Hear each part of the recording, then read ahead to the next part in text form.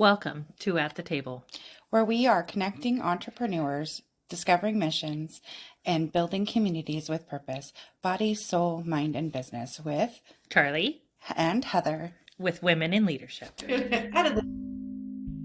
Hello and welcome to the table. It's Monday! We always love coming together to bring you Mindset Monday so that we can start off the week choosing and deciding how our week's going to go. And I can't wait to introduce you to our two new books that we're reading right now. Career Self-Care by Minda Zetlin, who we actually met at a local networking event. She brought her books with her. She spoke, and then she gave them to us as a gift. And Actually, Carrie gave them to us. yeah, Carrie gave them to us a gift. Was that the Coop, the Women's Power Hour night or Ladies Power Hour night? It's the last Monday of every month, and Carrie knows Minda personally and had her come, and she bought us all a book, and Minda signed them all for us. So we each have a copy. So we were like, hey, we already have copies of these. These would be great to put into our cycle, right? So. And I just read the first chapter. Yeah. Which you can check out on our weekly reading, both of these books. But oh man, I love the way she writes. I love the way she writes. It's easy to read and easy to digest, but it's still like quite a lot. And you can tell that she's pouring her heart out into this. It's really connecting. Yeah. And to that part of all of us that just want to be better in our careers and life and home and have that balance that we're all looking for, right? Exactly. And then, of course, the Mastery of Love, the Told Wisdom. We loved on you, Miguel, Ruiz. We love these books. So we're really excited to dive into the Mastery of Love because the love is the heart and soul of us. Now, if you have not heard about Don Miguel Ruiz's book, Four Agreements, go check it out. And we covered the book last year in our podcast, and we've done short versions, we've done long versions. We did a whole quarter when we went through the whole book, just because it's about the same size as this, but it's just so meaty. It is very meaty. There's just so much. This one I haven't actually read the whole thing all the way through yet. This one we actually read with Lisa Hannigan, and we did we talked about it on her TV show Engage and Shine on Win Win Women TV, which is a Roku and Kindle Fire TV channel. So cool. I can pull it up on the weekend and watch Lisa right on my TV. However, if you join from your computer, it's a really cool platform because if you're watching live, you can actually ask questions of the ladies after they record. It's really cool. It is really, really cool. A couple weeks back, we shared that video on our channel with you guys with a little bit of commentary from me and Heather, and so you can go back and listen to that if you haven't, to get an overview of what we're going to be talking about for this next quarter. Yeah, can't wait. And then we're going to see how these two mesh together. Oh, that's the magic. So especially as we're mastering career self-care with love. Oh, yeah. And you know what? Self-care and learning the mastery of love, I can already kind of see how those two things go together, right? Which is probably why we're bold to put these two books together, right? Yeah. So let's start with the mastery of love. Oh, right. I love this little, we like a little poem or something to start out with. So here we go. A Tolk is an artist of love, an artist of spirit, someone who is creating every moment, every second, the most beautiful art of dreaming. Life is nothing but a dream, and if we are artists, then we can create our life with love. Our dreams become a masterpiece of art. I don't know about you, but I've been dreaming big about what we want for our business and our lives. And this is awesome. I get goosebumps. Just like, we have the power to create our dream. We have that power. Look at that. Goosebumps. Right? And it's through that power of love. That love is an art that you cultivate. And, when you cultivate something, it might take some work in the beginning. And it grows. Then it grows and you reap a harvest. Talked about this like when we were blending families with the kids and talking about how when you add love, you get more love. It's that. So when you put love together and you put more love together and you put more love together, overall it becomes a bigger amount of energy. I don't know how else to put it. Yeah. Because it's something that grows. It's never going to run out. Right. There's always enough. There's an abundance of it. You just have to learn how to tap into it. My cup overflows. Okay. My cup runneth over, right? And in the mastery of love, we talk about what we are already masters of, which is all that negative stuff. Fear, doubt, shame. Our culture just bombards us with that. We're trained to not like ourselves.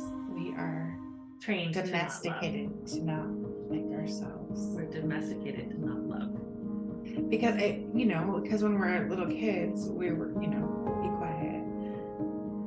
It was you were told, go do the thing. These are those messages we would keep getting. So whatever we were feeling was just shut down. Yeah. And everything that we agreed with, okay, like you said, be quiet.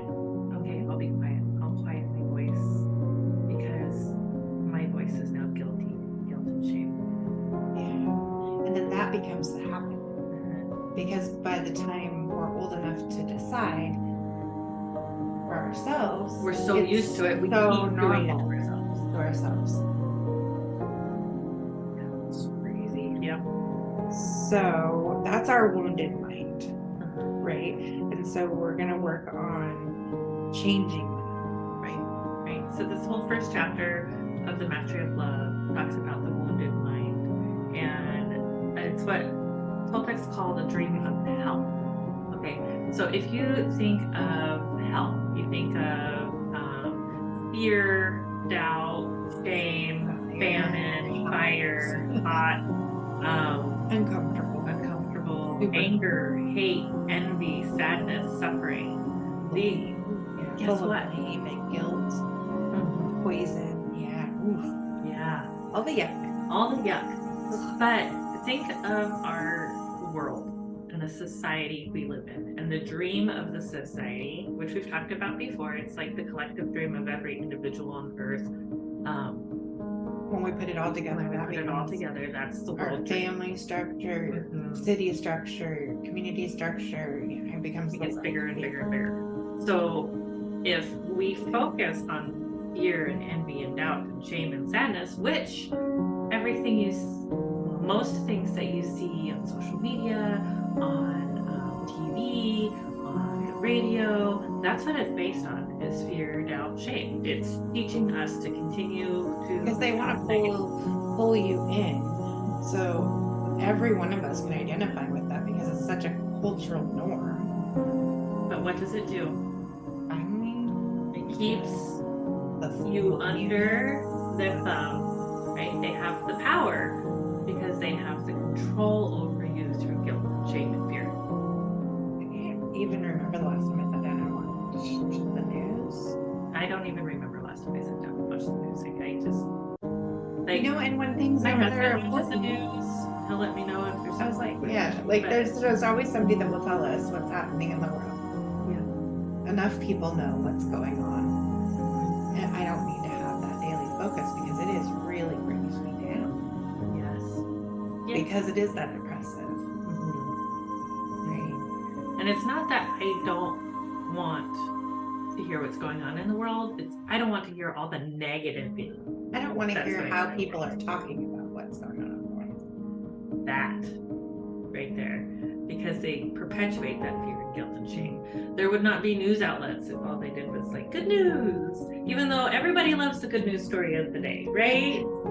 Because after they make you feel like crap, they got to make you feel good to keep you to come again. Right, because they actually sandwich that good news story of the day with here's some bad news and here's some bad news. And the good news is in the middle. So that you're like, oh, the bad news is over. Oh, this makes me feel good. And then they drag you back down. It's like the white creamy part of the Oreo cookie.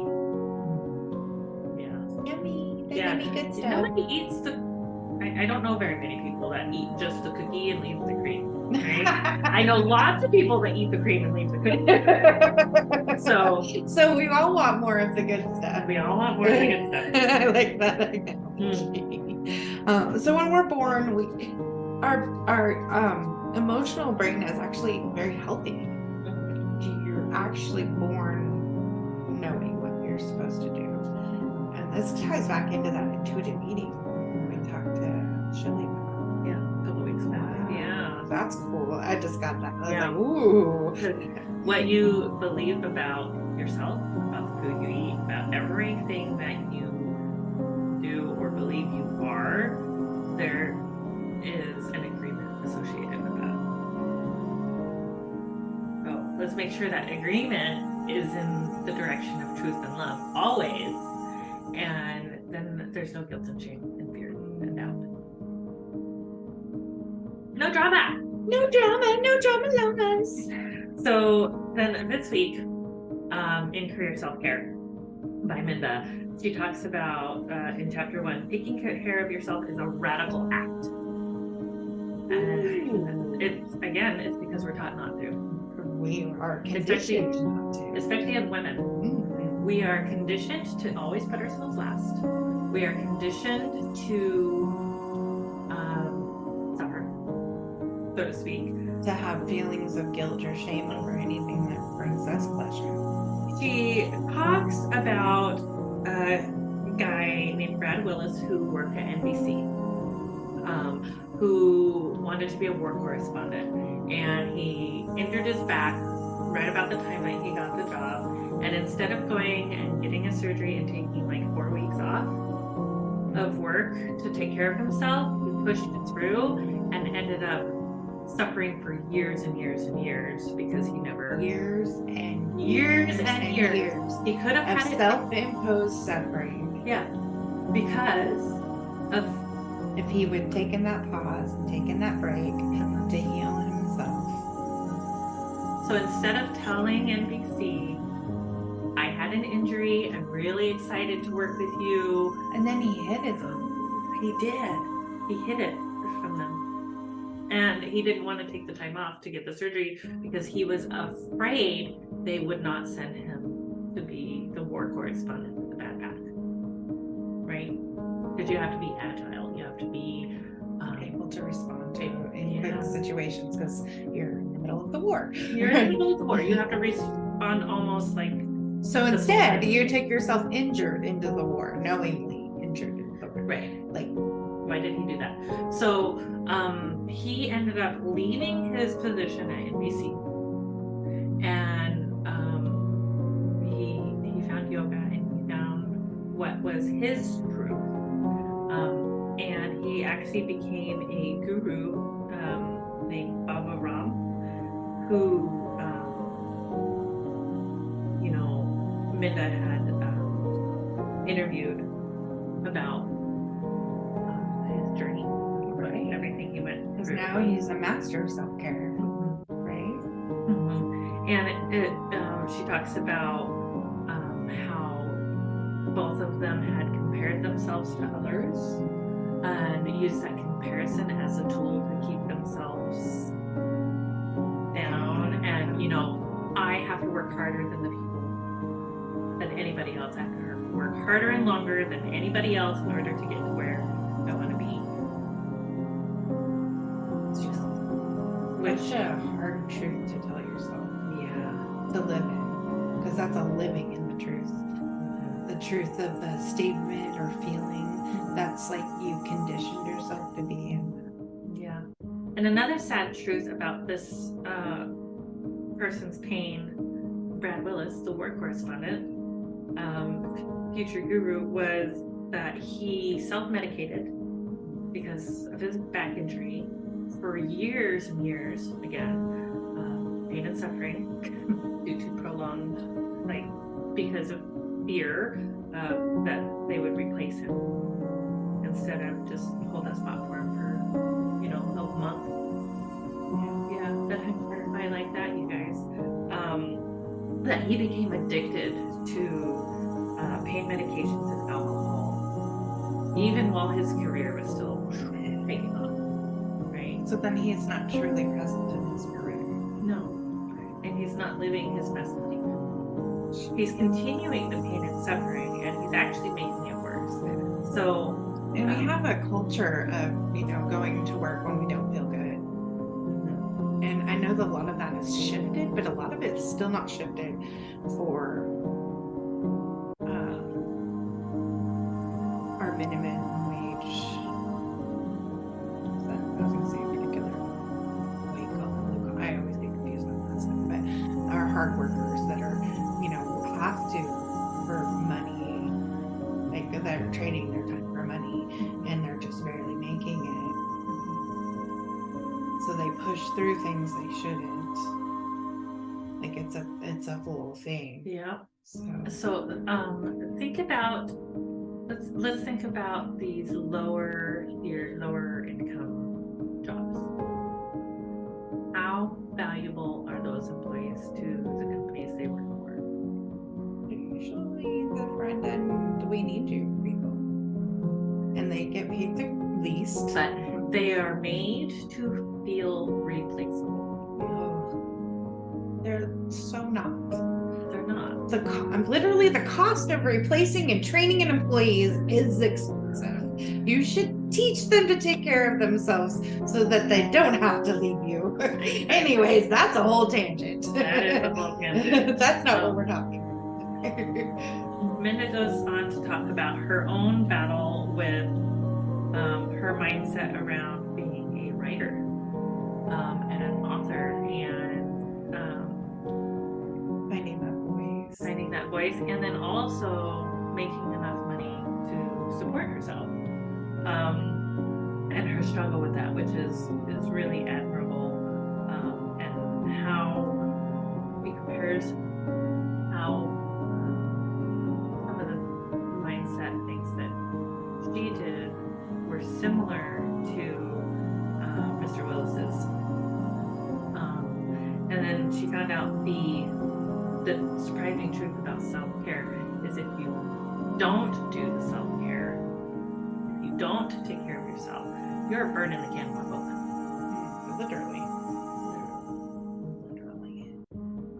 When you keep going like that, you keep going and you're not getting the good sleep, you're not, even just sleeping is a form of self-care. Mm-hmm. Taking the time to make sure you can sleep well. And we've talked about these, all of those things, but when you're burning the candle at both ends, maybe you have a late meeting and an early meeting, and we've actually had days where it was like we had an early meeting and we had a late meeting on the same day, and so then we scheduled a midday break.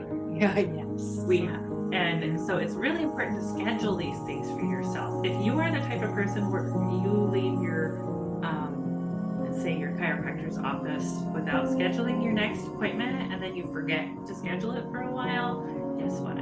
Just make a new habit of scheduling the next appointment before you leave. Continue that self-care, because I know me, and if it's not in the calendar, it doesn't exist. Right. It doesn't happen. So I schedule my self-care. We actually take off early on Fridays, specifically to do the self-care. Yeah, our self-care Fridays. We post about self-care on Saturdays, but we do our self-care on Fridays. We do probably, would label it as the career self-care, so that we show up better. This is a lot for us to show up, 4 times a week on camera and audio and giving and showing up at networking events. We are constantly putting ourselves out there. If we don't take that downtime, we don't show up the way we want to, and we learned that. Mm-hmm. And we've learned it's important. So that's, as culture. Yes. Our business, we have self-care as our culture. Yesterday we had a late meeting, and we knew we were having a late meeting, so we worked for a few hours in the morning, and then we took a midday break for not yesterday, because today's Monday. Well, it was last week. I don't know my day. So last week we had a late meeting, and then so earlier in the day we had taken like a midday break. We took a midday break, and then because the meeting went so late, we were like, okay, let's not start as early. Let's like let ourselves get some rest and have a chance to take a shower. And, you know, Right. So then the next day we started an hour later than we normally do, so that we could give ourselves a proper amount of rest the night before. So these are just little things that we do in order to make sure that we are doing our self-care so that we can show up. And that's another power in being a solopreneur, because you have the ability to do that, right? Because we're not like stuck to 9 to 5, 7 to 4. You have to be here at 30 to 6, you know. Right. Yeah. We're not stuck to a set schedule, which is nice. We have that flexibility. You make your own schedule, so having that flexibility to see what am I going to need. Oh my And gosh. that's the awareness piece. Yeah, when the kids were on spring break, we woke up at 1 a.m. We both for woke whatever up. reason, 1 a.m. on the Monday, first day of spring break, and we're like, well, we can't sleep. We're so excited about work. So I texted Heather. I said, I started the coffee somewhere around 2. I started the coffee. Come over whenever you get up. I figured she would just, you know, text me at about 6:30, be like, I just woke up. I'll be on my way soon or whatever. Oh, No. She responded right away. I'm up too. Hopping in the shower, be on my way in a minute. And we were able to get so much done in those quiet hours of the morning when the kids were still asleep. And it was awesome. Yeah, it definitely helped with that.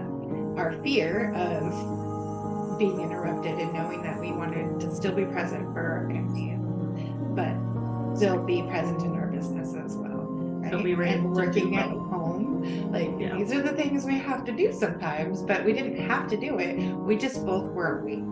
And then It was so weird. And then we might have worked 12 hours a day, but we were done by 2. Yeah. It was awesome. Like 2 in the afternoon. And then we were able to go and spend time with our families. And then get a good night's rest that day. The next thing she talks about is too many shoulds.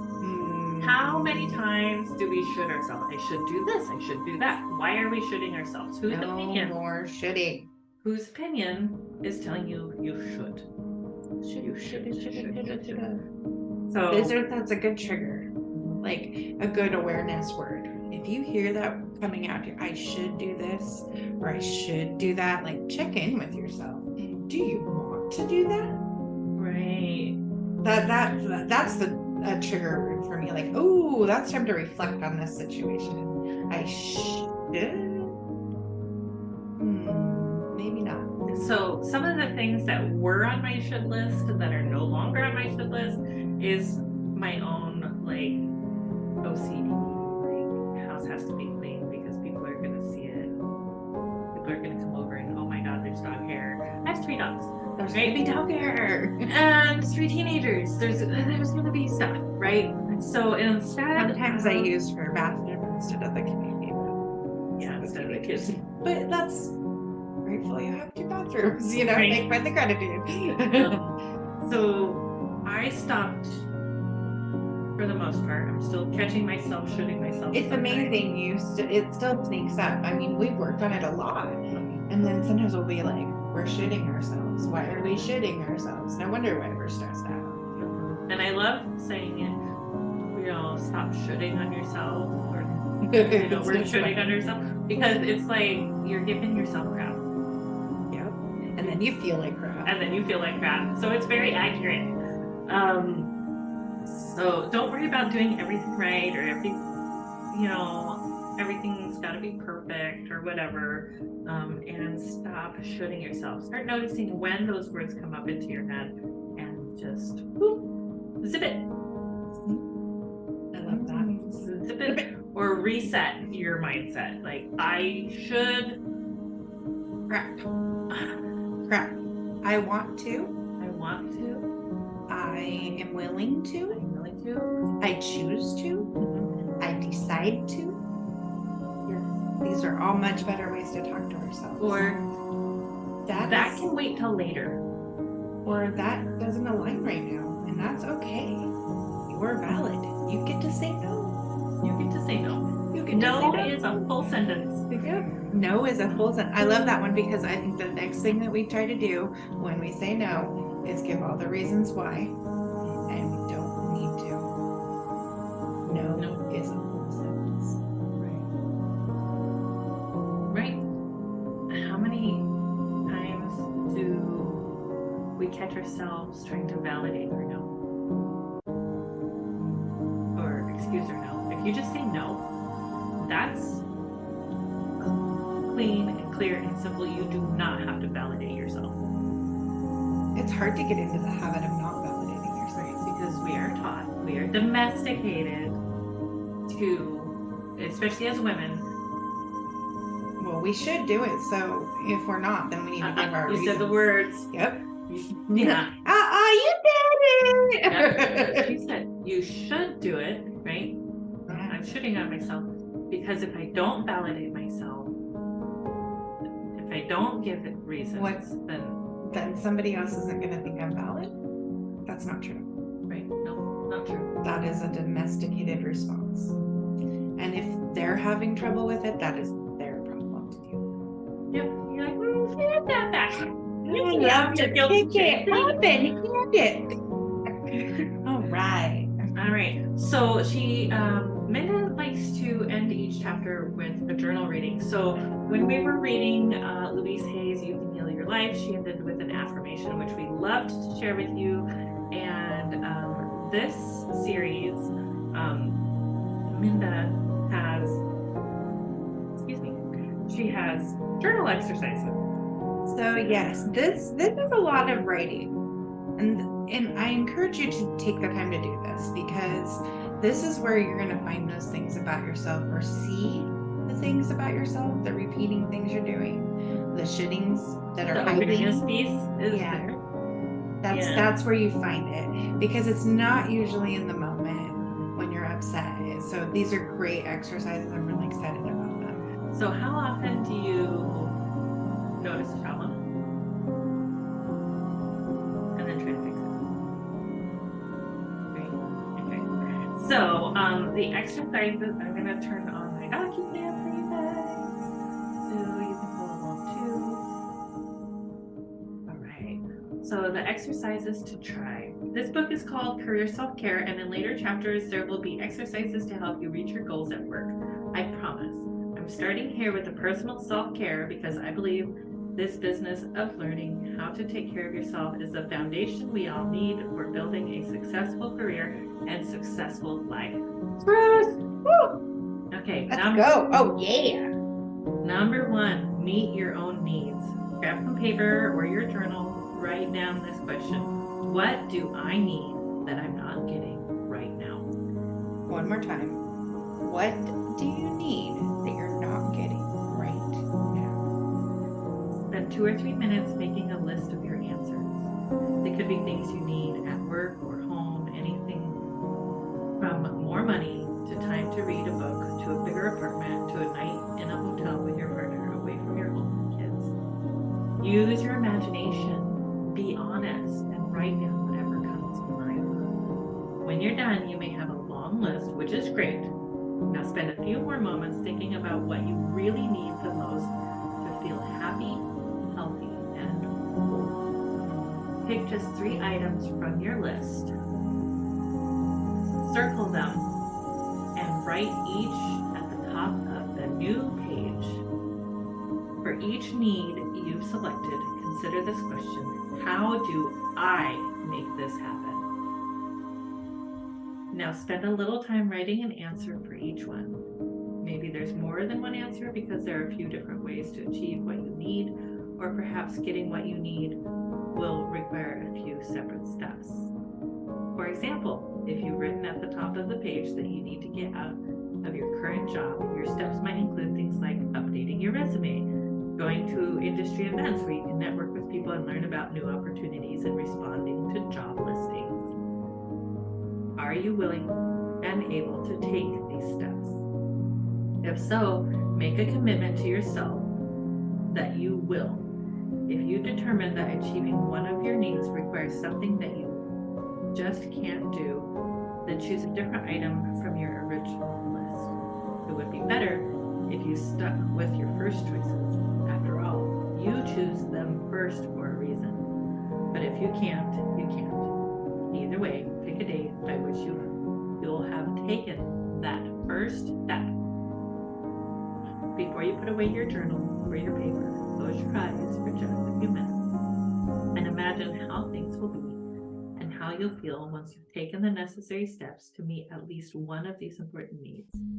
I think it will be worth it, don't you? I love how she framed it, because she gave us something to think about, and then she told us, she walked us through goal setting without saying, hey, this is goal setting. I mean, obviously I can recognize it because we've talked a lot about goal setting, but she gives the framework for goal setting without having to go, how do I goal set? What do I have to do? You know, you're giving it a timeline, you're picking one thing, and as you change your awareness and you get one piece and then you do the next piece, like, you will start to see big changes in your life. Huge. And all you're doing is taking one little thing at a time and figuring out what you can do, which gives you your power back. We're not blaming anyone else. We're not trying to make anyone else do anything. We're really working on ourselves, because that's who we can control. Boom.